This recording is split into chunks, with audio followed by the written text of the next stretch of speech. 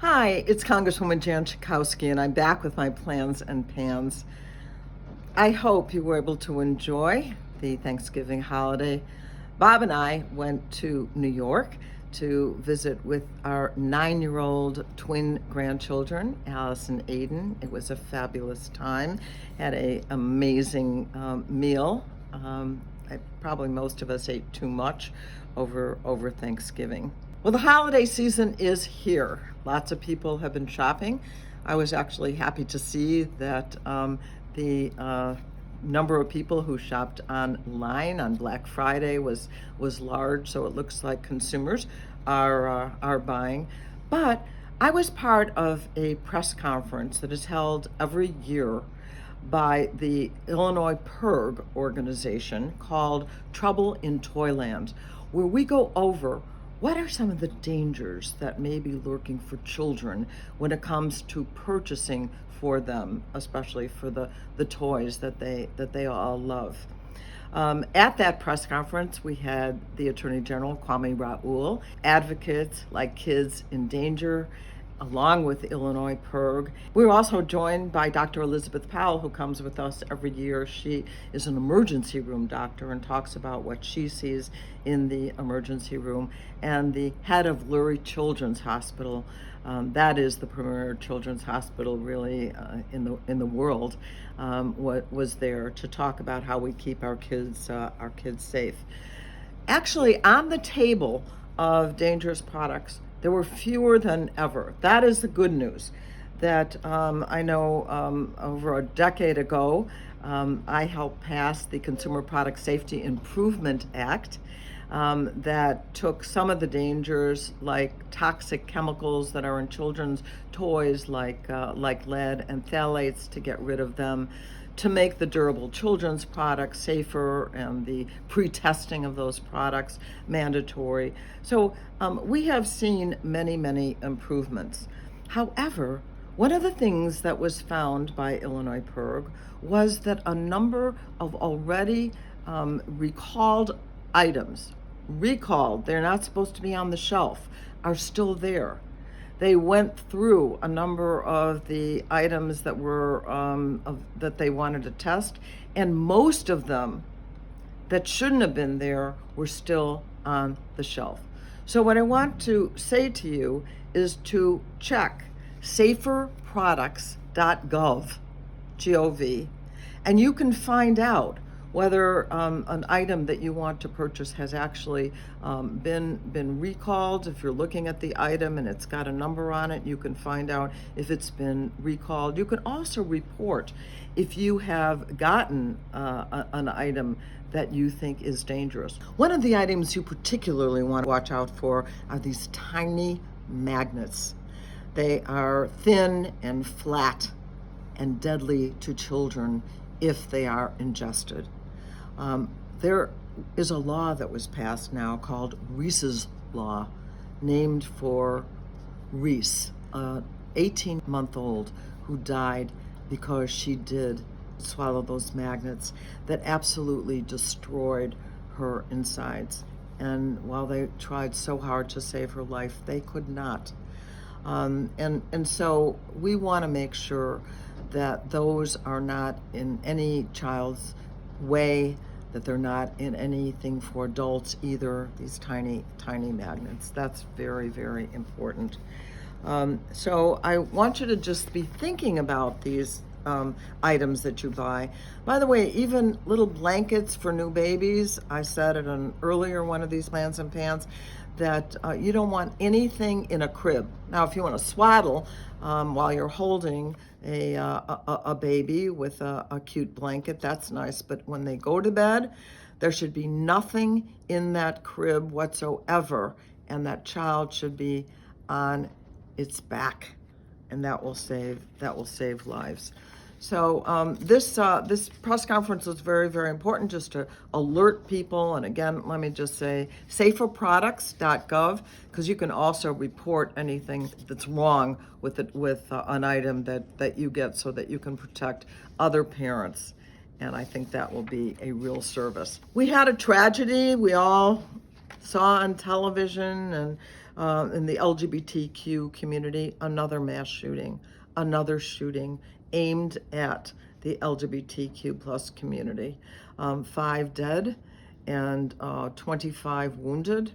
And it was a young man, 22 years old, who had a weapon that could, in seconds, really, kill these people.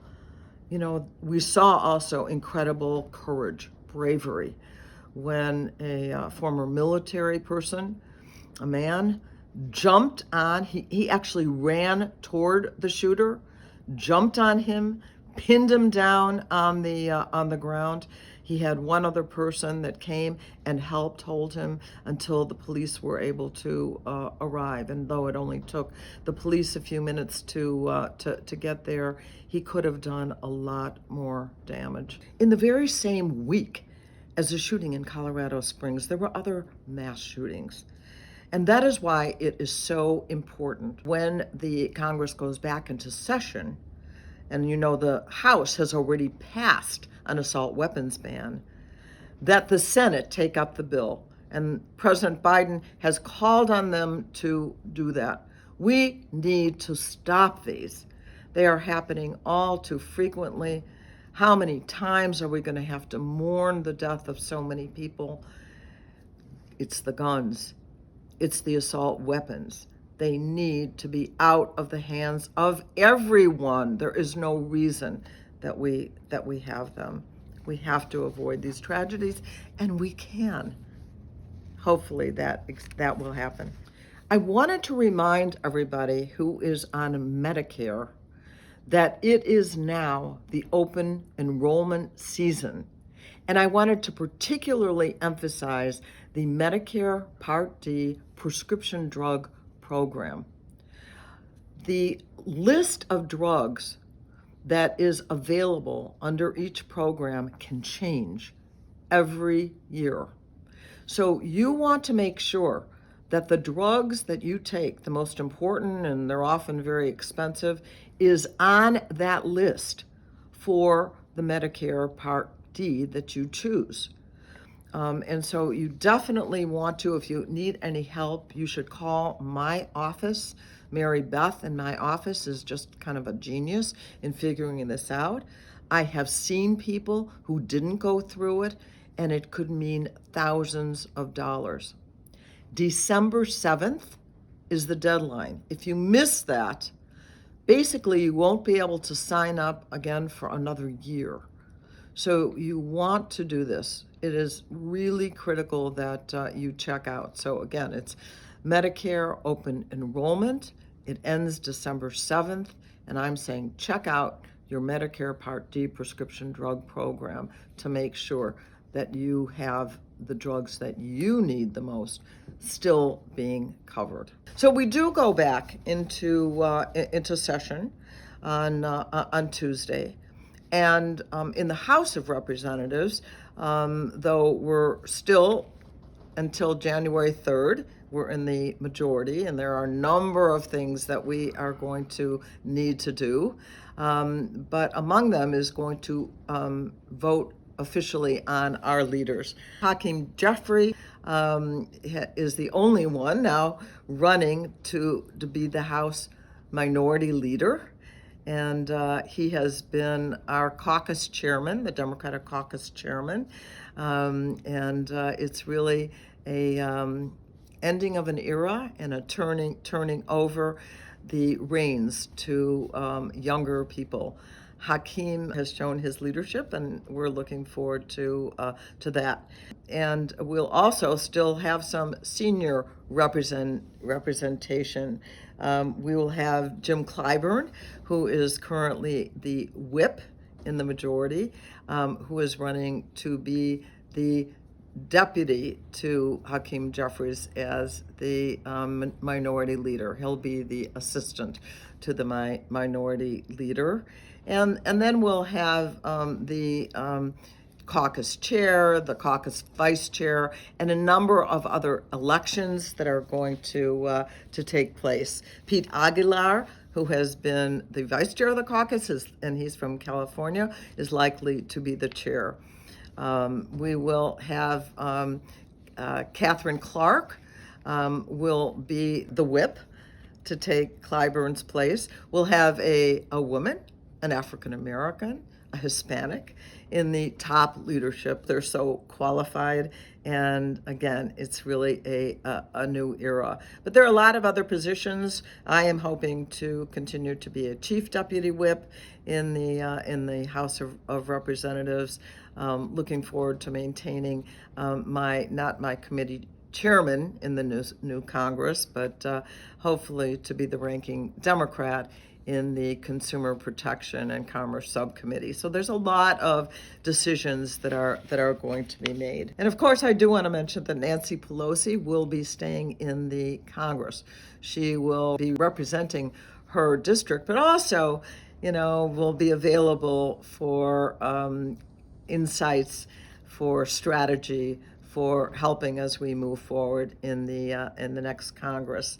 And so while it is a major change, I'm really so happy that my dear friend and mentor and tremendous leader will be in our presence in the Congress. So finally, I want to talk to you about COVID, of course. Now, in a way, I was a little bit surprised to find out that the Chicago area and the surrounding counties still in the green low transmission group.